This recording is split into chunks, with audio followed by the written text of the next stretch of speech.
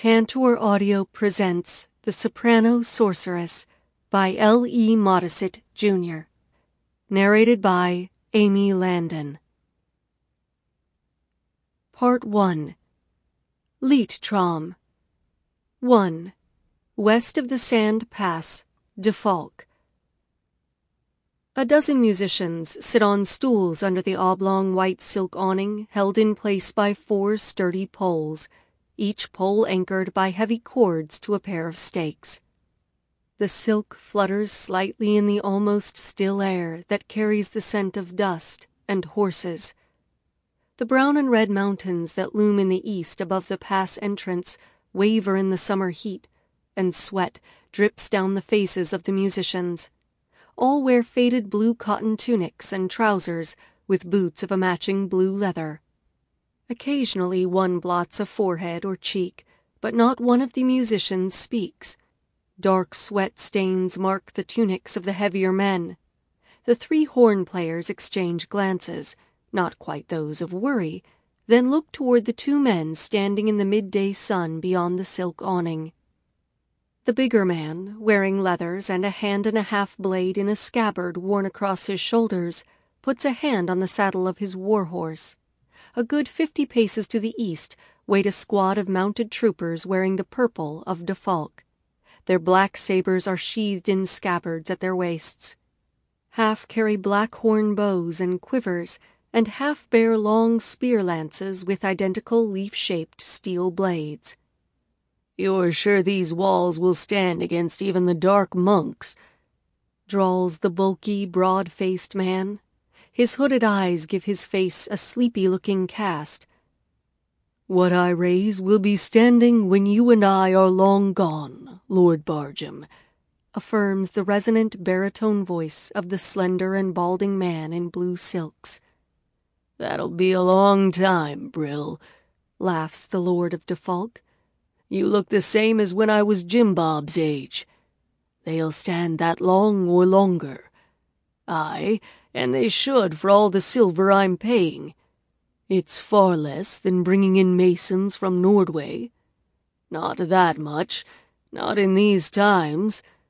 Bargham pauses, as if waiting for a response, then finally continues, "Too bad you couldn't bring us rain. Need that worse than the fort, except we need both, with the dark ones on the move." He looks down at the shorter lord. "I still don't see why you can't bring rain. It's not as though you've avoided dark song, we both know that." "That's too dark, and I've explained why before," Brill answers patiently. "You have an answer for everything," points out Bargham. "That's why you're a sorcerer." "No," responds Brill. "That's why I've survived as a sorcerer." "Cold iron is more sure." "That is true, Lord," says Brill, his tone light, not quite mocking. "Unless you consider the dark monks." "Some day." Bargham shakes his head. "I'll leave you to your task, Master Sorcerer. I'll be back to inspect your work later and, of course, pay you." "Of course, Lord." Brill bows deeply. Lord Bargham snorts and turns, swinging up onto his mount. As he rides toward his troopers, they straighten in their identical purpled leather saddles.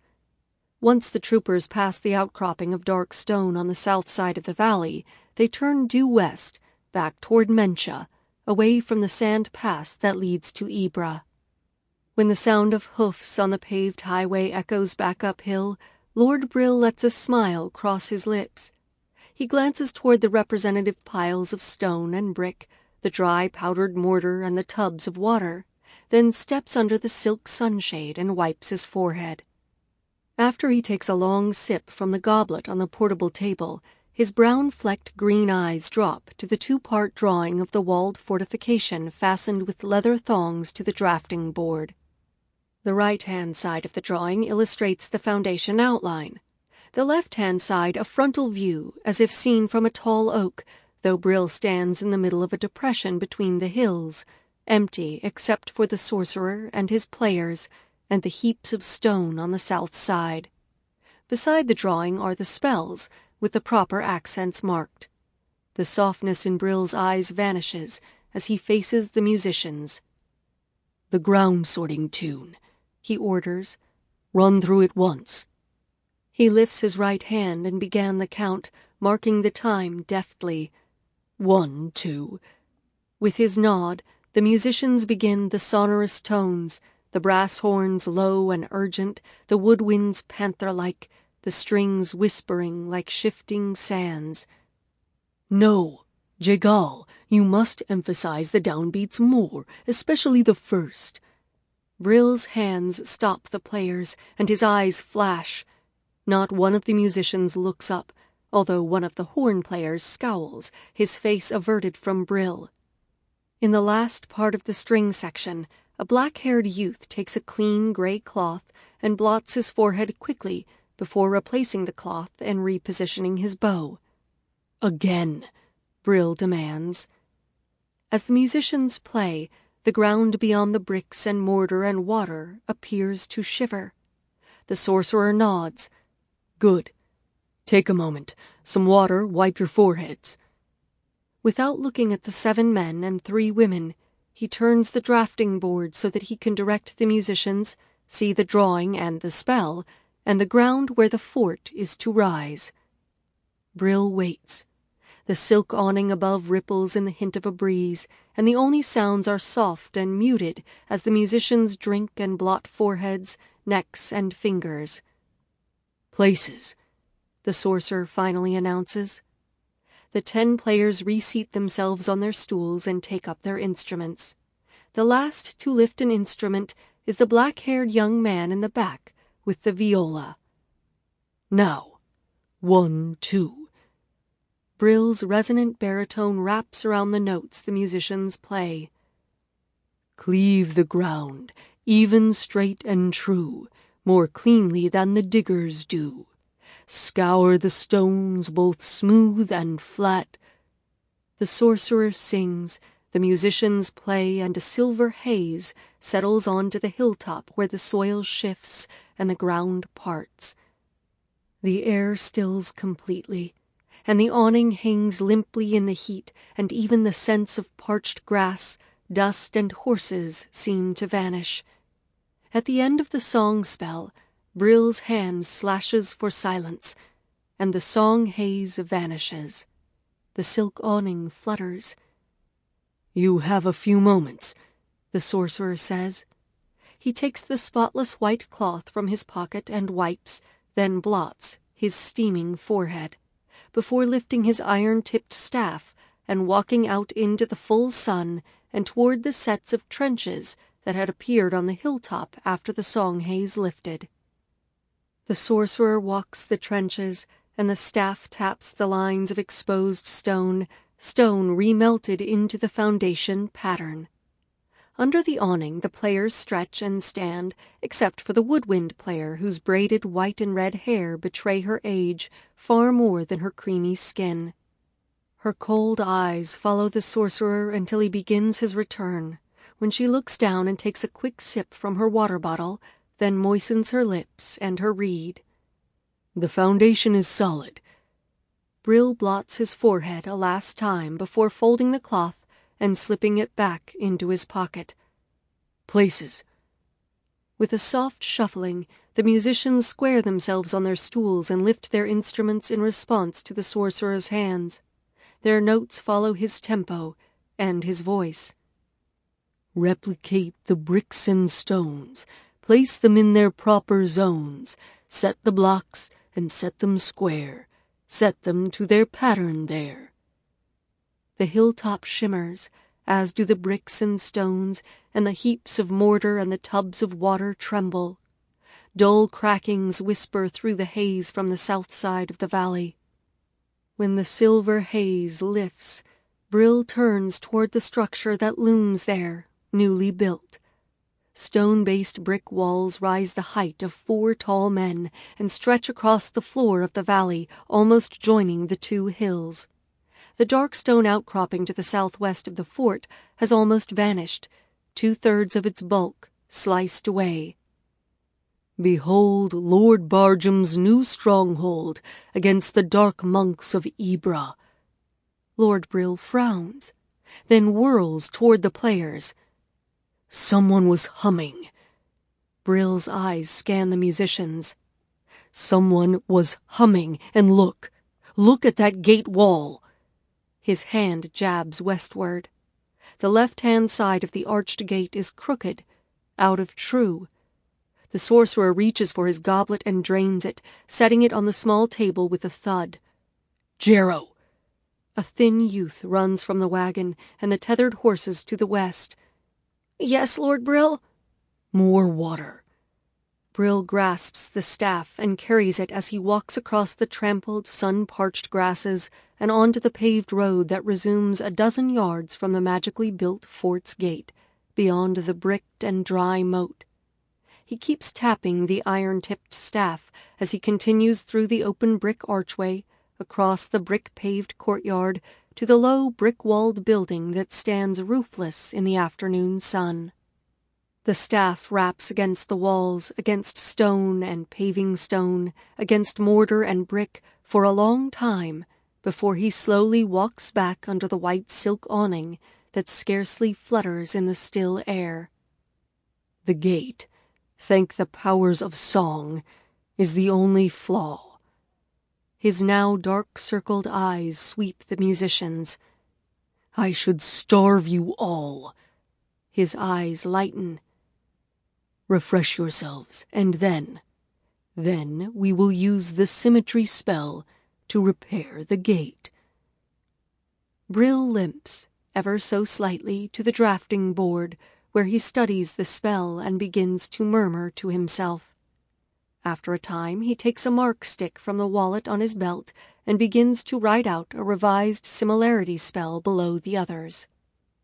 Under the back section of the awning, the black-haired young man glances nervously toward the white-haired violino player in the front row, but the older man sips from his water bottle without acknowledging the scrutiny. With a last slash across the yellow paper on the drafting board, the sorcerer turns and straightens. Places. Brill takes a deep breath. Similarity 1, please. No humming, fast tempo. His hands begin marking the time, and his sharp nod cues the musicians as the music rises. Set true and straight, both sides of the gate. This time the spell is short, and the song haze lingers only over the gate for what seems to be instants. The sorcerer slashes the music to a halt, staggers, before taking another deep breath, then a gulp of water from the goblet on the small table. Only then does he turn and walk back toward the gate. A dozen paces are sufficient to confirm his handiwork. The gate is straight, with no sign of deformity. With a quick nod to himself, he studies the gate for a time. His steps are stronger as he heads back through the hot, still afternoon to the shade of the awning. The musicians wait, silently. Culain, you hummed again. No, sir, no, protests the white-haired man who clutches the violino. I did not. I will not have lying, and I will not have carelessness jeopardize me or those around you. Once is an accident. Twice is arrogant disregard. Brill's eyes turn hard as jade as his mouth opens in song, as Culain backs away out from under the lightly fluttering silk awning and into pitiless afternoon sun. Once a man is not always a man, lower than dust, softer than. As the song haze rolls across Culain, shrouding him, tears well up in the eyes of the black-haired young man. The woodwind player's eyes remain cold and dry. 2. Anna looked into the mirror, trying to ignore the fine lines running from her eyes. You look like a raccoon. She used the tissue to blot her eyes. If only. With a deep breath, she tried to push the offending viola out of her mind. She had given the final examination for her last course, Introduction to Music, and the sheets were even graded. The Scantron helped a lot, even if she hated multiple guess tests, but there was no way she was about to grade 80 essay tests for an intro course. The viola? Don't think about the viola, she told herself. But it was Irenia's viola, an instrument tied irrevocably to her daughter. She took a deep breath and blotted her eyes again. Why had she accepted the dean's invitation to sing at the founders' dinner for major donors? Because it was extra money, only $50, but the ATM had said her balance was down to $200, and it was almost 2 weeks until the first. Her eyes flicked to the viola. Funerals. Who would have thought a simple funeral would have been so expensive? Outside of the small policy paid for years ago by her father, there hadn't been any insurance, and that just hadn't been enough. Avery, the self-styled perfect husband and tenor, had always paid for things like insurance, and while she'd taken out insurance on herself for the children, she hadn't thought about insurance on them, even if she'd been able to afford it. A quick glance at the clock told her that she had less than a half hour to pull herself together. She blew her nose, then looked at the empty glass on the dresser. No, 1 drink was all she could take. First, makeup to repair the ravages of grief and age. The two seemed to go together. The crooked and cheap Queen Anne stool that Sandy had repaired with metal straps before they'd broken off the relationship cracked, as it always did when she sat down. Everything Sandy did had been a little rough, but he'd been there when Avery hadn't. For a while. Was the cracking of the straps louder? Did that mean she was heavier? Makeup. Concentrate on one thing at a time. When she finished, Anna studied her face. She used a touch more mascara, then stood. What would she wear? As she rummaged in the closet, she began the vocalizes. Once it had taken only a few minutes to warm up, but these days it took longer. A lot longer.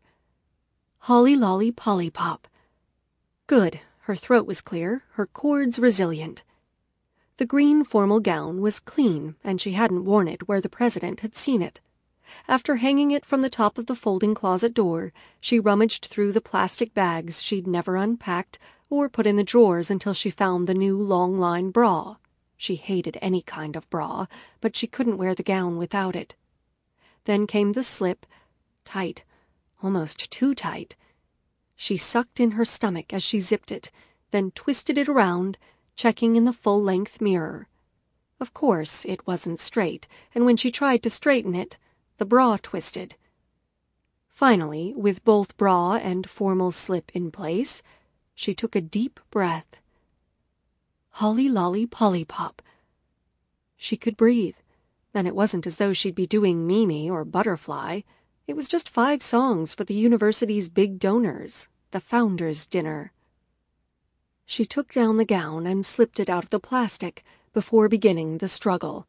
These days, everything was a struggle, especially zipping a formal gown without help. Her eyes strayed toward the picture on the Queen Anne dresser. The 4 of them. One of the few with just the children and her. Most of the old family pictures had Avery in them. He'd been insisting that he was Antonio or Tony 30 years, but Anna had known him when he'd been Avery Marshall, long before he'd become Antonio Marsali. The great Antonio Marsali, king of the comprimarios, who'd never paid a cent toward any of the children's education, except for Irenia. They all looked so young. Irenia, Mario, and Elisabetta, even Anna herself, standing in front of the lilacs at the lake house. Now it was Avery's vacation home. How could she have been so stupid? Shoes. The green ones were in the corner, she thought, and they were. Her eyes went back to the picture, to the blonde-haired young man. Mario always joked that he was Northern Italian, or a WASP Italian, probably just to irritate his father. Marsali had been Avery's great-grandmother's maiden name, and she was the only Italian in the family.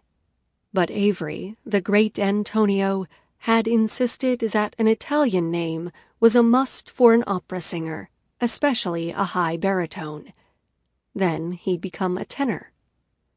After Mario had left to go back to Houston, the condo had seemed so empty, but he called, like a dutiful son, every few days. Anna blew her nose and looked away from the picture. Think about singing. Think about singing. Jewelry? Something ornate enough not to get lost, but simple. The silver necklace didn't look right. The gold link necklace looked good, but where had she put the earrings? They were where she'd left them, next to the telephone. She squared her shoulders. I can do this. She lifted the lipstick and touched up her upper lip. I can do this. Especially since the president was the only supporter she had left, now that Deisher had become chair of the music department. She could sing for the major donor dinner, and Deisher would sit by the president and say sickly sweet things like, Anna's so good with young voices, or she does very well without a doctorate, as if she'd had any choice. She went to the window. Cloudy, but it wasn't raining, not yet. She picked up the green leather purse and hurried downstairs. Her raincoat, not exactly fashion-coordinated with the gown, was folded across the banister. After slipping it on, she glanced at the clock. 5:40, checked for her keys, then locked the door and stepped out under the townhouse's pseudo-Georgian portico. The cramped townhouse condo was definitely not what she would have ideally chosen, but aging junior music faculty members lived where the bargains were, in this case, the colonial mansions. A roll of thunder was followed by a spattering of rain on the sidewalk, and a gust of wind that whipped the long skirt of the green formal around her calves. Her hand went to her hair. The umbrella was in the car. The line of rain struck the far side of the parking lot and gusted across toward her. Damn! She was going to be late, or wet, or both, and she was being paid to look good as well as sing. Damn! I'd just like to run away. Anywhere. Anywhere. She repeated grimly. Anywhere. As she reached for her key to let herself back into the condo, the world swirled around her. 3. Mencha de Falk. The black-haired young man bounces in the saddle a last time as he reins up the horse in front of the thick-walled cottage. The dark-oiled wooden shutters are closed against the midday heat, and not even the chickens are out in the hot, still air. Dust lies heavy on the planks of the small porch, shaded by the overhanging eaves, and the oiled oak door is shut as tightly as the windows.